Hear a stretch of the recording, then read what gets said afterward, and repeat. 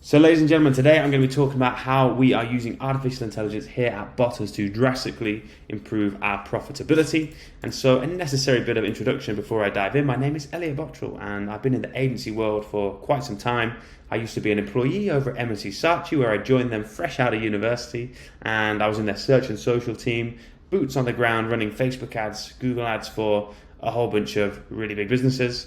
I then took the plunge about 4 years ago and started my own agency, a digital growth agency called Botters, and to date we've spent about £19 million profitably on ads for our clients. Got some really cool clients across the globe, and we're doing it the old-fashioned way. We are like pretty much all in an office over in East London, and we have a great time. There's about 11 of us in the team at the moment. Now, fundamentally, we grow businesses, but we do this through paid advertising is our bread and butter. We then optimize, design and build the landing pages that we send all those ads to, because no point running great ads if we don't have great landing pages. And then the final thing we do is with email and SMS follow-up. So automated marketing to help convert leads into appointments into sales to maximize the value we're getting from customers that might have bought from us already. And just to be very clear, I am certainly not an AI expert and will never proclaim to be. However, I definitely fall in the camp of what I would categorize myself as an AI experimenter, aka just a random guy who loves playing around with AI. And so I actually used to be a really serious AI skeptic, because if you cast your mind back to about 2020, early 2021, I noticed these AI tools pop up on the market. We had Jasper, we had Copy AI, and all of a sudden they were hitting me with messages talking about how their artificial intelligence can write blog posts and ad copy, and I was quite intrigued. And so naturally I checked them out, I signed up and I created some ads, and I looked at the ads and I thought, they don't look very good, but you never know, they could perform great. So I ran some ads on Facebook using the artificial intelligence generated copy versus our own ad copy, and well, let me tell you, the copy was terrible. And so it performed terribly. Not only did it look bad, but it actually performed bad on all of our performance metrics. So I left it alone, I said goodbye, and I parked the AI software for now.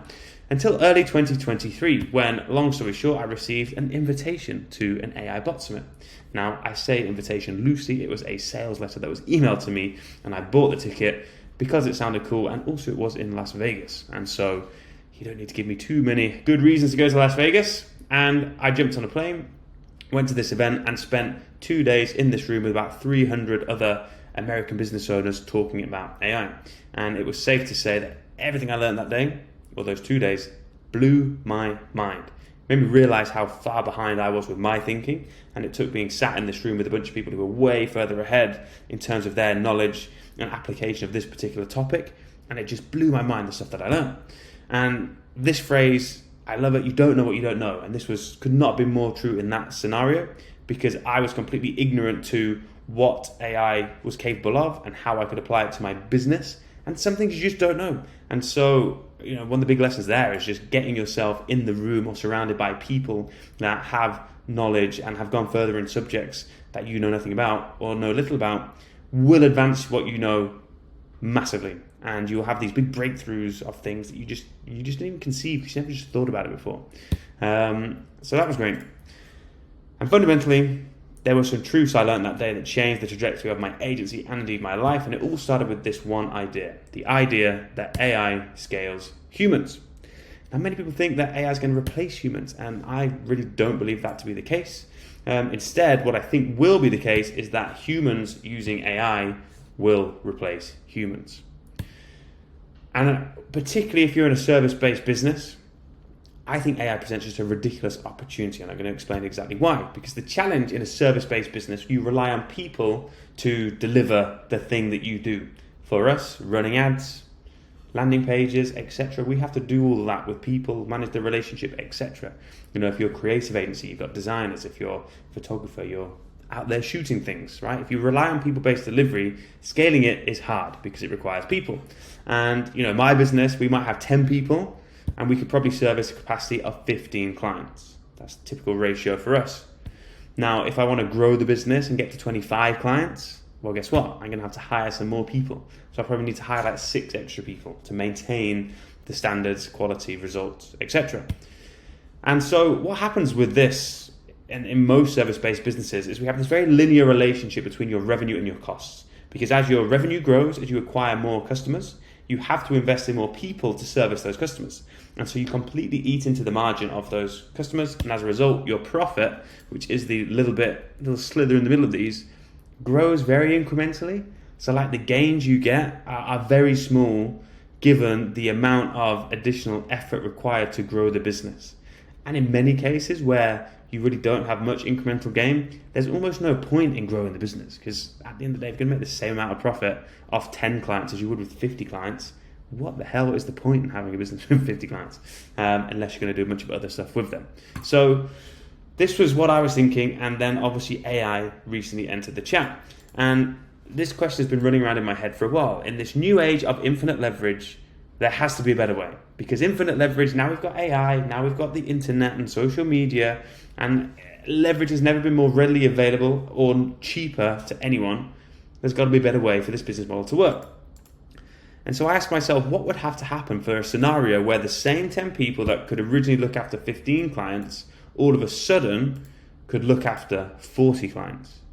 Because if that's the case, then guess what? Every single additional client that we now look after flows directly to the bottom line. And that is very tasty. So instead of having this very linear relationship like we had before, it would instead change this chart so our revenue would still grow as we bring on more clients, but our cost base would remain pretty much flat because we're going to keep it at the same 10 people. And we have very little variable costs, certainly in what we do. As a result, at 15 clients, we might make £10,000 per month of profit. And we can now scale this up because every additional client we get flows straight to the bottom line. And so our profit begins to increase radically. So much so that to go from 15 clients where we're doing £10,000 in profit, all of a sudden at 40 clients, we're now at £135,000 worth of profit. So that is a 13.5 times increase in profit from only 2.7 times the volume of clients. And that is the opportunity that AI has. And so you look at this, it looks like a big jump. How can you really nearly 3x the volume of work from the same volume of people? Sounds great, but I'm skeptical, and you're right to be skeptical. However, I would like to remind you, if you've never heard of this, but Sam Altman, the founder of OpenAI, and a bunch of other billionaire CEOs over in Silicon Valley have got a WhatsApp group, and they have a ongoing bet, a wager, or a sweepstakes where they are plotting the date that they believe we're going to see the first one-person billion-dollar company. It's a billion with a B. One person. So if the smartest minds who are at the forefront of this technology think we're very, very close to getting a one-person billion-dollar company, I actually challenge your beliefs then that building a service-based business that can 13x its profit from 3x the clients is actually completely reasonable. And I'm sure if I pitched Sam Altman on this idea, he would laugh at me with how small-minded this is. So that's all well and good. Here is now our process to how we're actually doing this within our agency. So step number one, it's all about playing with AI. Because again, to go back to the phrase, you just don't know what you don't know. And you need to understand the capabilities of AI, what is out there, before you can even begin to improve your business and enhance your efficiency with it. The way we tackled this in our business was we actually had blocked out time every week where the entire team, we would stop doing everything and all of us would just go and play with AI. Now the objective of that session was to either look at your existing workflows and processes and see if you could enhance them with AI, or just literally just straight up play with some AI tools. Could be completely random, just go and discover what's out there. And that process was designed to get everyone thinking, everyone using AI, because only then can we understand the capabilities. Step number two then was identifying our constraint. So the theory of constraints has been made very popular recently by our man Alex Hormozy, and it states that every single business will grow up until the point of its current constraint. And so your role as a leader, therefore, is very simple. You have to firstly identify the constraint in your business, and then secondly, you have to allocate resources to solve that constraint.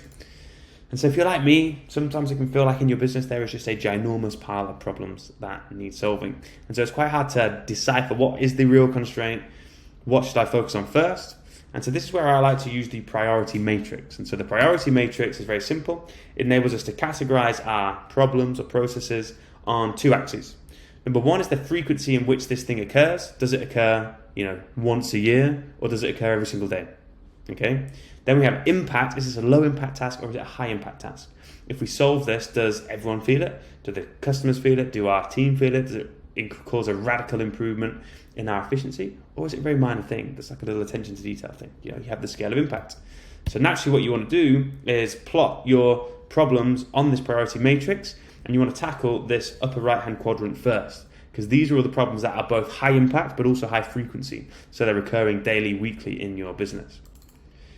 Once you've got that, then we need to map out the existing process, because again, you will have a way in which you are doing that thing already. So map it out. We use Miro for this, literally very simple, a few little mind maps, just to understand what are the steps we currently take, because then we're going to use our newfound knowledge of AI to reimagine this whole process. And so that involves looking back at this process and going, okay, well, what if I ran this prompt here? What if I set up this automation here? What if I ran this prompt here and then this prompt here? And you use everything you've learned to create, this brand new AI enhanced process. And once you've done that, then you've got to test it out. We've got this beautiful new process. Does it work? Now, it's mission critical that you have strict criteria to tell whether or not this new process has been successful or it has been a failure.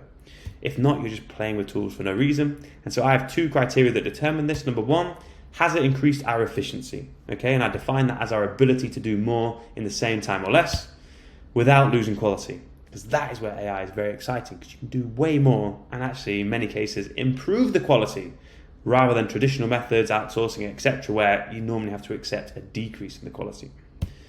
The second criteria is that it has added additional value. And so what I mean by this is it's either increased the quality of the thing that we were doing already, or we've been able to add something brand new that previously we didn't have the knowledge, tools, skills, or capacity to do.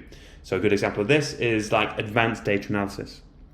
We don't have any data scientists on our team. However, now we can produce some really high quality advanced data analysis on all the data from our ad accounts really quickly, and we don't have to have a data scientist. So that was new additional value that's not only valuable to us, but very valuable to the clients as well. So when we run these new processes, we are making sure it is doing one of these. It's either increasing that efficiency or it's adding value. If it's not doing either of those, then we get rid of it. It's a distraction and it's pointless. So with that in mind, join me in another video where I'll share 4 ways in which we are using it already. But I hope this was useful to you and that it gives you a bit of a framework for how to actually tackle AI implementation within your business. If you enjoyed this, drop me a like, subscribe, and I'll see you in the next video. Cheers.